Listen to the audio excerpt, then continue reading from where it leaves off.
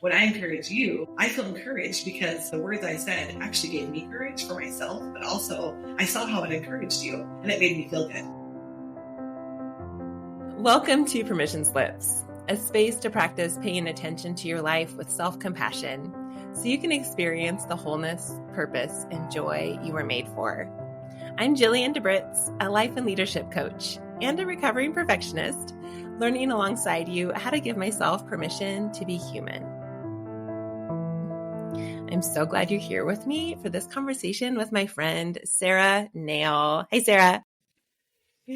Sarah is one of my dearest friends and one of the greatest encouragers in my life. She is a business owner and a very competent leader in multiple areas. She offers her gifts freely to those that she serves, both in real estate and in her role as the owner of Jazzercise, Ellensburg.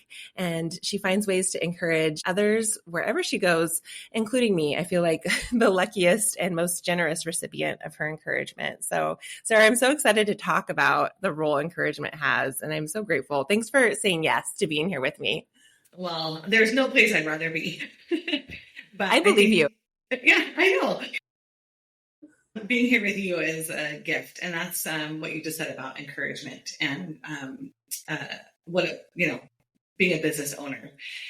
You have been that to me. Like the reason that I am where I am today is because you've told me all the last 8 years since I've owned Jazzercise specifically, that I can keep doing it. I can do hard things. That's the one thing you told me in the very beginning. You do hard things. This is what you do. You do hard things. So I appreciate our friendship. It's played a major role in where I am today. And same, like I've told you the same right back at you. Every single one of those words I could have said about you. And actually, it's funny you said that because yesterday I was in your class as you're like pushing us to work harder and lift more weights and sweat and not give up in this really hard set that you'd put together. And you said that from stage. You said, we can do hard things. And I remember I had to restrain myself from yelling out and said, no, we can't. I don't know. Like in the back, how I was feeling was, no, I can't. But instead, there was this other part of me that was like, okay, she believes for me that I can do hard things. I actually don't believe that right now, but I'm going to borrow her belief. It's funny because you said it first. Like you're the one that told me I could do that. And so that became my mantra. It became like what I say to myself when things get hard. I'm like, Jillian says I can do hard things. So I'm going to do this. I'm going to do this hard thing. And it reminds me of, I remember I used to run like a long time ago. I remember those days. Runner. Yeah. I think we all go through those days, like in our 30s. We're like, so anyway, I was running and I don't know why, but I ran the hot chocolate race in downtown Seattle. And it's like this horrible, awful hill where you like run up this hill, it's like, it just never ends and you can't see the top of it. So you're just like running and you're like, okay, is this hill ever going to end? And meanwhile, there's a barrier and the people that finish the race, they come down the other side and they're coming downhill and they're smiling. And they're like, that's so amazing. And nobody is telling you on that side of the road that, hey, the top is right there. You're going to make it to the top. When you come down, it's so much better. All you're thinking of on the race is just your own race. And you're just like, where's the top? Where's the top? It's so hard. But if the people on the other side would have said anything, like smiled and just said, okay, you got 5 minutes. You can do it. You got 5 more minutes. But nobody does in a race. Like it's weird. It's like running culture is different than group exercise culture. Sure. For sure. It would have been so much better if someone had just told me on the other side, you can do it. You can, the top of the hill is 1 minute away from you. And when you come down, you have 1 mile left. But instead, you're just, it's just hard. Everything's hard because you can't see the end and you just feel what you're feeling right then, Right. Totally. Almost like the people who are giving you a perspective of what's ahead and why it's worth it strengthen you to do the thing that's in front of you. Yeah. Which, what a cool picture of encouragement that is. It makes me wonder, like, how would you describe what encouragement is? As we talk about the power of encouragement here, how would you even define it? I think it's like giving courage. Like you give me courage to do the thing that I don't know. But sometimes I don't even believe I can do it. I'm like when I stepped into the real estate industry, for instance, it was like, who am I? Like, I don't, who am I to do this? I'm 45 years old, starting a brand new career. Like, what are you doing? But you were one of the pivotal people in my life with both of my businesses that said that you gave me courage. Like, you can do this. God has given you favor. You have done, you put courage in me. So I think and it's just like the opposite would be discouragement. It's like you're taking courage away from somebody, but you encourage and you put courage into me, which is like, then I feel like I can do anything, Yeah. Man, I've never thought about that contrast between encouragement and discouragement as giving and taking away courage. Yeah. Because our words are so powerful. Discouraging is words you can say. You can actually say to somebody, and maybe without even meaning it. And that's why I think we really need to guard our hearts and our minds, is like, don't just speak flippantly, especially when you're speaking to somebody that's going through a hard time or doing a new thing. Don't be a discourager, take courage. And in order to take courage, somebody has to give it to you, Right. So be the person that is the giving of the courage, Wow. That's such an interesting idea that for us to give courage, we have to have received courage from someone else, right? Like, encouragement is never just us giving it to others or us just receiving it from others. And we talked about that even this morning when we were having a conversation before we came here. We were talking about that two-way function of encouragement. Can you share more about how that works? Yeah. Well, it's funny because, my favorite author, John Acuff, he's my new favorite author. I just found him. So I was at a conference for our real estate, a big convention for our annual conference. And he was our keynote speaker. I'd never heard of him before, but everything he said was encouraging. So that actually shows you that now I'm following his podcast and I followed him on Instagram because everything he says gives me courage. So it's kind of like, that's who you want to be. I want to be that person in other people's lives, because when you are a discourager, nobody wants to be around you. It's not like, it doesn't feel refreshing. Like I want to feel refreshed in people's words. I don't want to be trying to hide from the words, because like sticks and stones break your bones, but words will never hurt you. That's not true. No. Sticks and stones don't hurt as bad actually as words do if they're harsh. So I'm following him now because his words are refreshing to me. Like, okay, this is refreshing. And so that's what he said. It was that encouragement is two-way street. It's like, when I encourage you, I feel encouraged because of the words I said actually gave me courage for myself, but also I saw how it encouraged you and it made me feel good.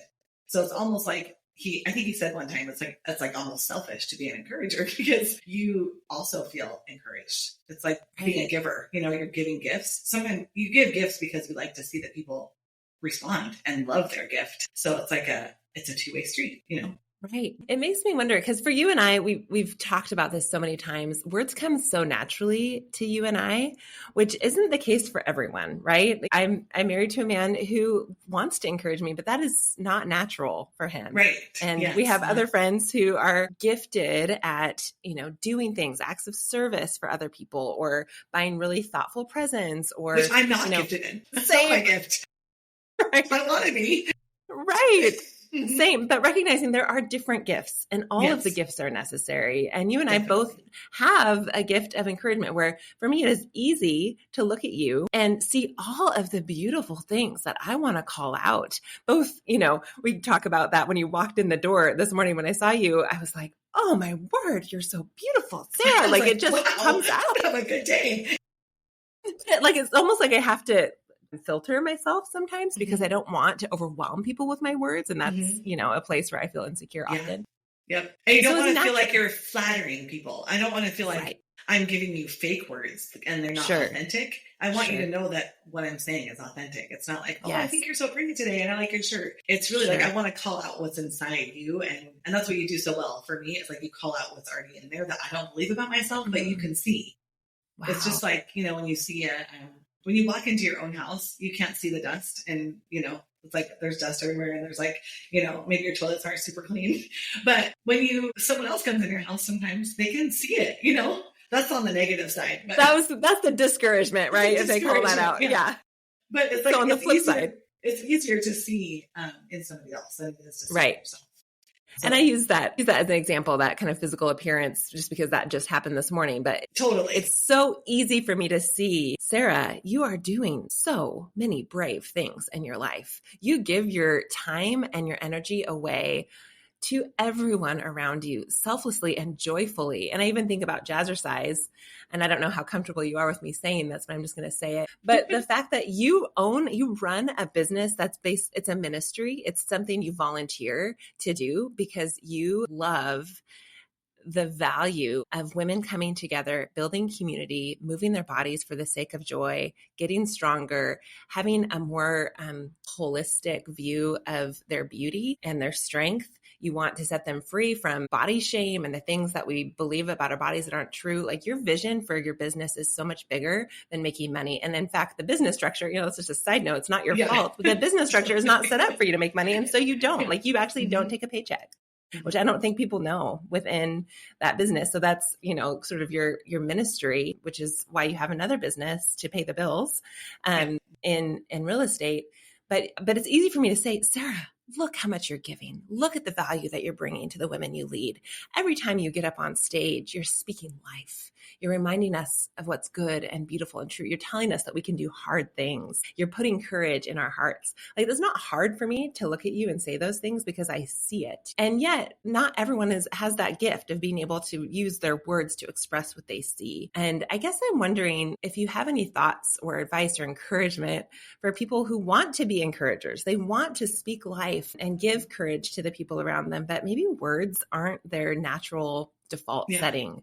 Do you have any thoughts for that? I was actually thinking about that while you were talking. Is like when there is someone in your life that is not a gifted encourager and they give you a word of, even if it's like 3 words, they say 3 things to you.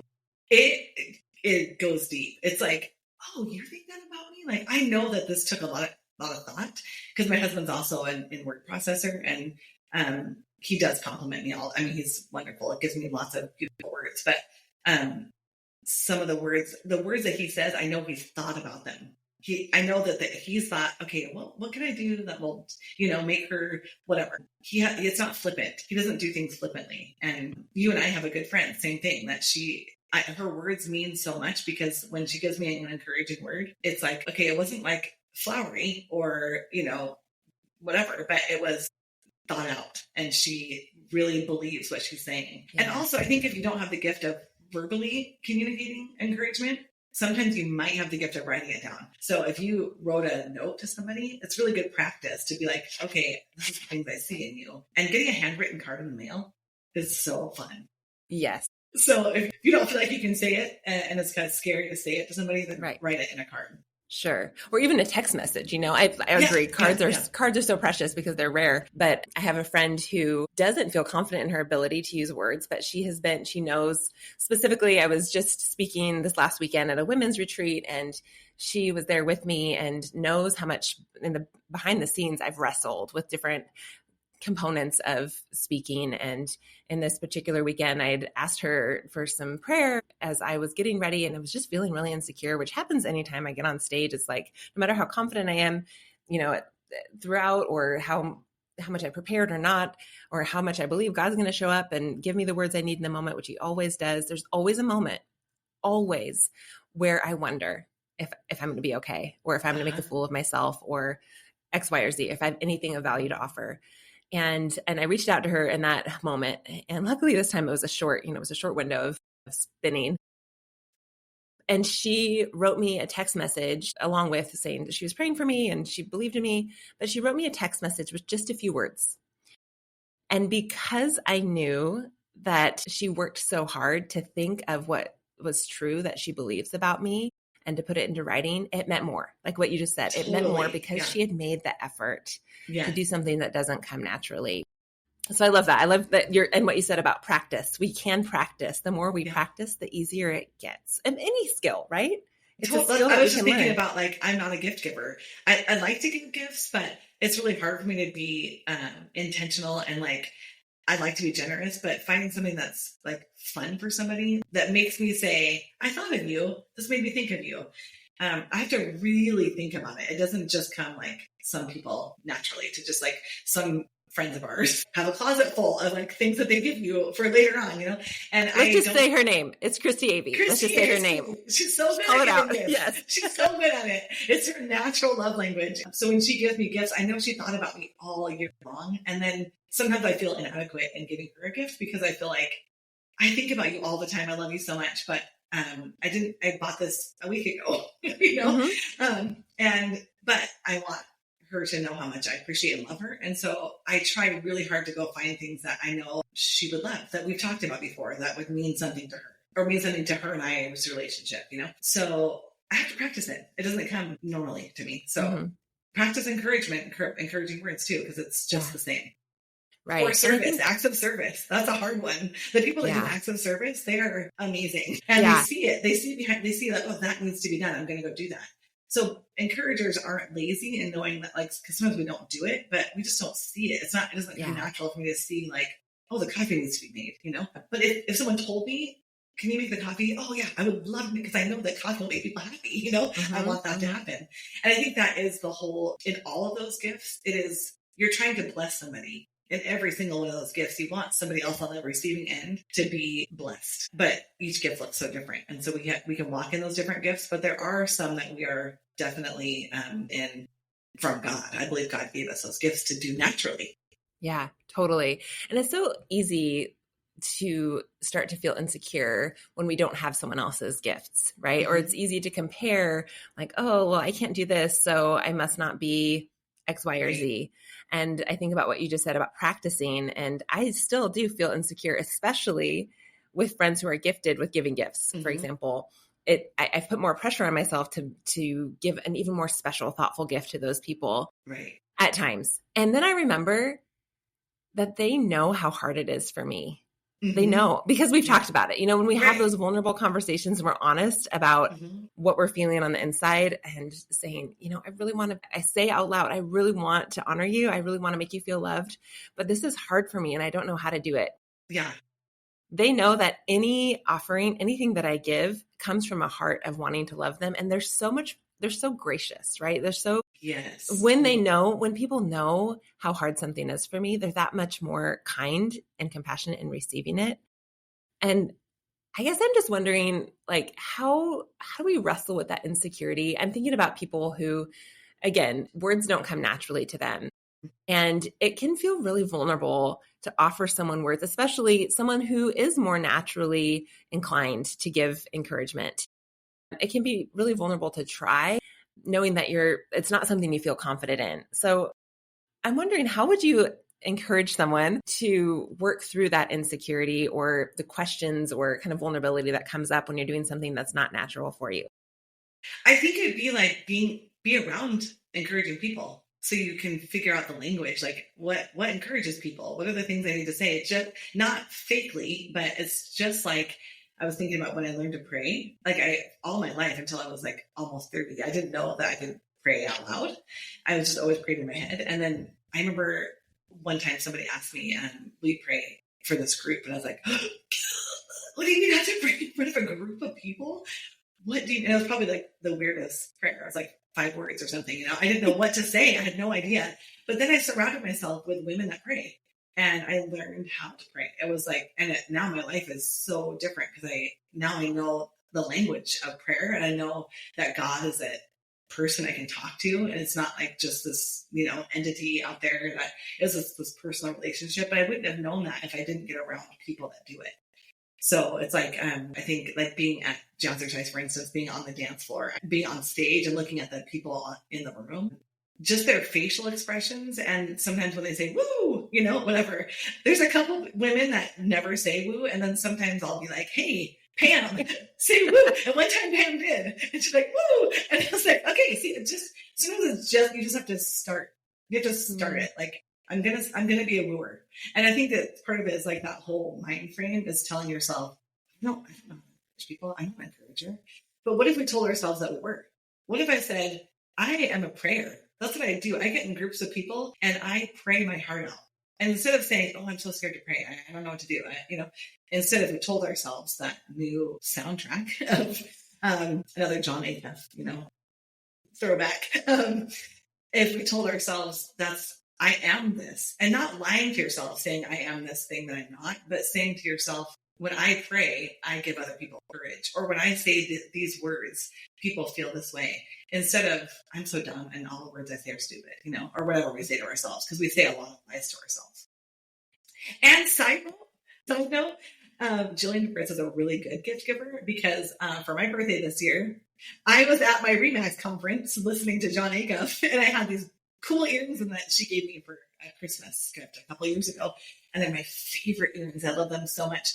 But I was in Vegas and I had them both in, and I was like talking with my head probably too much. And I was just like, everywhere else in my head. And then I got home or got back to my hotel room and I had one of them in, like just one earring left. And I was like, when did that fall out? And I'm never going to find that in Vegas. So of course I took a picture of the earring and I told Jillian, I was like, I can't believe I lost my earring. That's so sad. And so for my birthday this year, what was in my birthday box? A new pair. And it wasn't just any pair of earrings. It was a pair of earrings that you can't find anymore. They're like out of stock. The company is no longer existent. So she had to go like eBay, Poshmark, like wherever you could find things to look for on the internet. And she found them and that blessed my socks off. So Jillian is a good gift giver. She's a really good gift giver. And I just want to say that you're an encourager and a gift giver. Thank you. I mean, even hearing you say that builds some courage in me and some strength of like, oh, maybe I am, maybe I can give good gifts.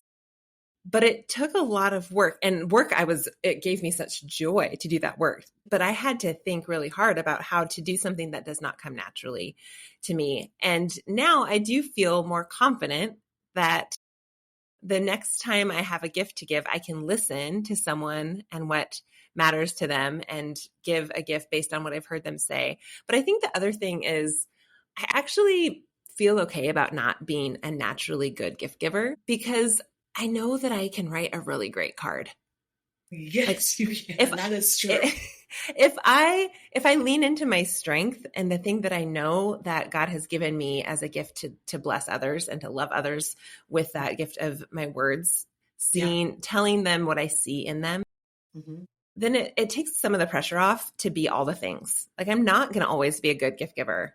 And I'm not always going to, serve people the way I want to, but it's not going to come as naturally to me. But if I lean into that strength with confidence, it takes some of the pressure off. So when those moments come up where there is a fun idea that I can follow through on, it doesn't feel like all of the pressure is on that to show you I love you, because I have other ways that I've shown that. Yes. And absolutely, I totally agree with that. That's so true. And I think the written word, and the words that you say, that's what makes you such a great coach. So just a little plug, because it's like, really, I'm serious, because that's what changed my business, really my Jazzercise business, is because you are really good at words and getting people to recognize who they are and what they need. So because of you, I hired a manager. Like I never even thought that those kind of things were possible. Like, okay, so the words that you say, I'd rather have those words than a gift, because it changed my life, changed the way I do things, and it changed what I believe about my business. So the words really were amazing. It's so interesting too, because back to what you were saying about encouragement going two ways. I remember coaching you at a point where I was really wondering if I was a good coach or if I had skills as a coach that were valuable. Like I was kind of sitting in this place of like, do I want to keep doing this, or is what I'm offering people something that helps them? I see the value in coaching, but am I doing it in a way that actually makes a difference? And so you came in and we had a session together kind of strategizing about your business. And to me, I was, just doing what I do, and it didn't feel like anything extraordinary. It was just a normal conversation. But from that point forward, every time you have an opportunity, you shout praises about my coaching skill from the rooftops. And to the point where I feel uncomfortable, like I actually don't feel like I deserve as much praise and recognition. I'm like, okay, tone it down, Sarah. I don't actually know if I'm as qualified and skilled as you say. But because you say what you see. You tell me and you tell others how you experience me. It gives me courage to believe about myself that maybe I do have skills. Maybe I do have skills to offer. And even that you would come on my podcast and talk about me as a coach, which I didn't ask, guys. I'm not paying for this. She didn't ask you. But you help me to see myself in a new way, and in a way that is truer to my identity, right? Like you help me to believe in the gifts and the skills and the goodness and the beauty that God has placed inside me that I cannot see by myself. We all need that kind of feedback, right? Yeah. Which essentially, I think that's what encouragement is. It's feedback, right? It's giving feedback to others about what they can't see in themselves. Yeah, Totally. And don't you think that it, like we were talking about the competition, like especially in women, I don't know that men as much struggle with it that we do, but we can compare ourselves and that's like our downfall. But encouragement, when you encourage people behind their back, like when you talk about them encouraging behind their back, all competition goes away in your own heart. You're no longer striving to be like that person. You're recognizing that person's really gifted in that thing. Just like you just said, that person's really good. Christy's really good at giving gifts. I am really good at writing words. And that's amazing. We both need to be here on this earth. We both do something really well. And because we're both really good at these things, we're building each other up. Yeah. So if I talk about you behind your back, I'm going to talk about you positively because, well, number one, I believe in what you're doing. And for those people that don't know what coaching is, I didn't know. I was like, what's coaching? I don't know what that means. But really, it's like, it is encouragement. It's like what you do is encouragement. It's like you're asking me questions to make me realize the things I need. And that's a really amazing gift that I can't do myself. And there's way more coaching than that. But from what the session that we had was like, you're asking me these questions and then encouraging me in the steps I need to take, and making me brave and making me believe I can actually do it.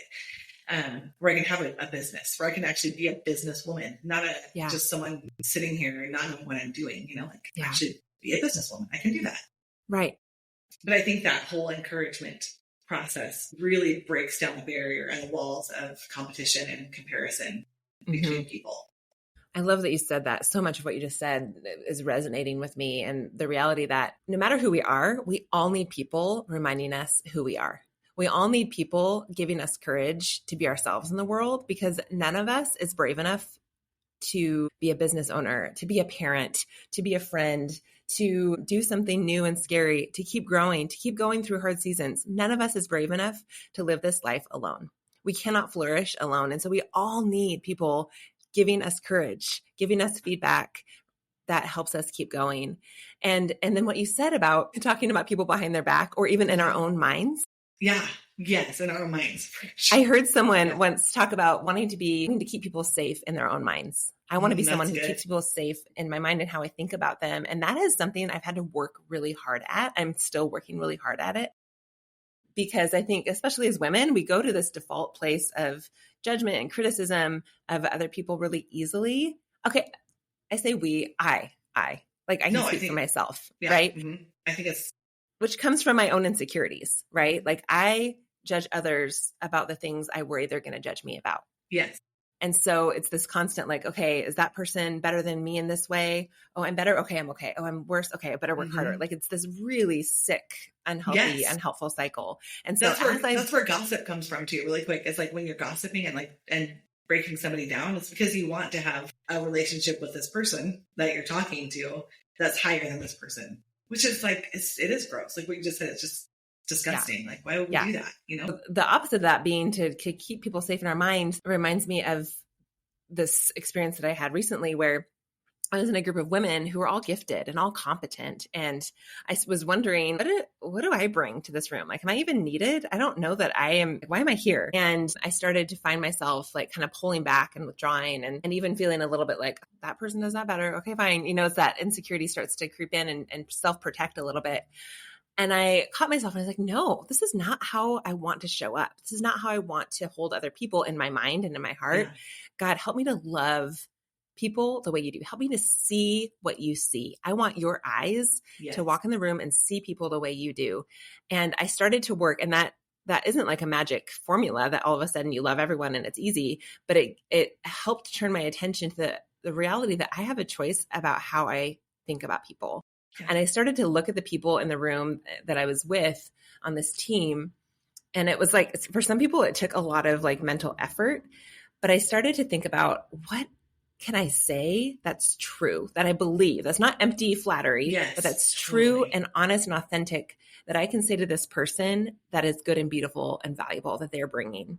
How can I encourage this person? How can I genuinely call out the goodness and genuinely thank them and show gratitude for what they're contributing and how I'm impacted? And Sarah, it changed my whole experience. It changed my whole experience. And I noticed that I started to see more and more things the harder I worked to look for the good and the beauty. And Yes. it became easier and easier. And this is a very short time period. Like over the course of a couple of days, I found myself overflowing with joy and love to be around these women. Yeah. And it was not because I walked in feeling that sense of natural, like, oh, look at how good everyone is. It's because I chose in my mind to keep people safe and to say, I am going to fight, and Lord, help me fight for the goodness and beauty that you see. That's what I want to see. There's always things that we can pick apart. Always. Right. Yeah. That's easy. That doesn't take any effort, but I want to build that muscle. Beautiful prayer too, to ask, because that's when God will definitely answer. It's like, I want to see people like you see people. Okay. Yeah. It might take a while. Like you said, it's not natural because we have those pathways in our mind that have been the grooves are so deep to be negative. And I think part of the encouragement too, I was thinking about more about like how to become an encourager, is we also have to encourage ourselves. We have to start taking away, like take the thoughts captive that come in to say, oh, you don't offer anything to this group. Oh, you're done. Oh, you, who are you to come into real estate when you're 45? And who are you to lead a business? Like who are you to lead these women at Jazzercise? Like, and we're so hard on ourselves. And I think if we can take those thoughts and like, remove them, like take them out, like, and that's a hard thing to do because you have to recognize first that they're even there. Because it's like background music. It's there all the time. It's like, elevator music. It's like, oh yeah, you're so done. You're so recognizing them and then removing them. And then like John Acuff would say, replacing them and repeating the replacement, like put something else in there that's positive. Yeah. And then keep saying that thing. Like you just did with the women in the room, oh, I see these things about you. And then I'm going to repeat that to myself especially about someone that's in your life for a long time. And you have to, remove those things that you maybe hurts or disappointments that you've had in those people. And then you have to remove those and then remember the things that are really good about them. Like, why are you friends with them in the first place? Like, oh, that person adds this thing to my life and they're this thing. And then repeat that over and over again. Yeah, I think that's actually what it means. In the Bible, it talks about being transformed by the renewing of our minds, renewing our minds, thinking about changing our thoughts transforms us. It transforms our experience, but also actually transforms the way we see, and it transforms how we show up and how we experience the world and the people around us. Yeah. So I love that reminder that, we have to stop allowing ourselves to speak or even listening to the voices that aren't our own, because there are other voices that are speaking death over us. Yes. And we just have to, I remember having a conversation with you about refusing to speak death over ourselves anymore. Several years ago, as I was really struggling with my body and body shame. And, we've talked about that a lot, especially in the fitness industry, right? Like there's this weird messed up narrative. There's lots of soundtracks that tell us lies about our body and its value being connected to, our fitness. Yeah. And I remember sharing a podcast with you. I think it was Jess Connolly was talking about body shame. Oh, yeah, she'd written a book. Really and I remember her saying something along the lines of, we have got to stop speaking death over ourselves. Yeah. Just like refuse to do it anymore. And I remember saying to you, Sarah, I'm committing to stop speaking death over myself. I'm just not going to do it. I'm refusing to speak death over my body anymore. Like there's nothing good that comes out of that. And even that commitment, saying that out loud, it wasn't perfect, but it made me start to be more and more aware of my thoughts. Like you said, we just assume that this background noise is normal. Yeah. Right. And true. But and it's not. Yeah, totally. I love that. I remember when you said that, and I was like, and I think I told that to my Jazzercise class too. I was like, when you look in the mirror, don't say negative things about yourself. Look at yourself and say, I was created strong and powerful and with a purpose and for a purpose. And instead of saying, I'm so whatever, my love handles, especially as we get older, like my triceps are sagging, or we just tend to pick out those negative things about us rather than building ourselves up. So if you want to practice encouragement in the mirror. Yeah. Although here's the thing, I believe that. And also I don't believe myself when I try to encourage myself in areas where I'm struggling. Right. And so there's the both and where it's like, yes, I want to encourage myself and speak life, but sometimes I need to borrow your words. Yes, like I actually need to call you and have at times said, will you tell me what's true about my body? Will you tell me what's true Like, naturally, it comes out often more like, I am just feeling really insecure today, Sarah. I need some encouragement. Or for you, I actually don't even have to say I need encouragement. You just know. All I have to say is the hard thing I'm struggling with. Yeah. And you recognize that as my desperate plea for truth and courage. And so I think there is something about borrowing other people's words toward us and then practicing repeating those words toward ourselves again and again. That it strengthens those neural pathways for sure. Yeah. So thanks for strengthening mine. Me too. Thank you. And I think there is something that you just said about like finding those, it's not going to be everybody, you know, you can't have 100 friends and be intimate with 100 friends, but find those few people in your life that will fuel you and encourage you. And it's going to be different for every person, you know, but get them, like get those people in your life and encourage them. And then do that two-way street where they encourage you. That's so good. As we're wrapping up, is there a permission slip that you would want to give listeners? I would say a permission slip to practice your words. Like give yourself permission to say things, like open your mouth, let loose your tongue, like let your tongue out with positivity, with encouragement. Like even if it's 2 words, give yourself permission to say them so that you can practice and get better at it. Just like I did with prayer, you know, like just open your mouth and speak. Or just like in Jazzercise, the more we do movements, the more repetitions we do with bicep curls, the more that muscle grows, right? The more we practice encouragement, the stronger that muscle will be. Thanks for being here, Sarah. This has been so encouraging. Whenever we're together, it is encouraging. I love it. Thanks for listening to this episode of Permission Slips. I hope that you feel encouraged, that you have the power to give feedback in life and instill courage in the people around you. Remember, your life matters, and so do your words, more than you know.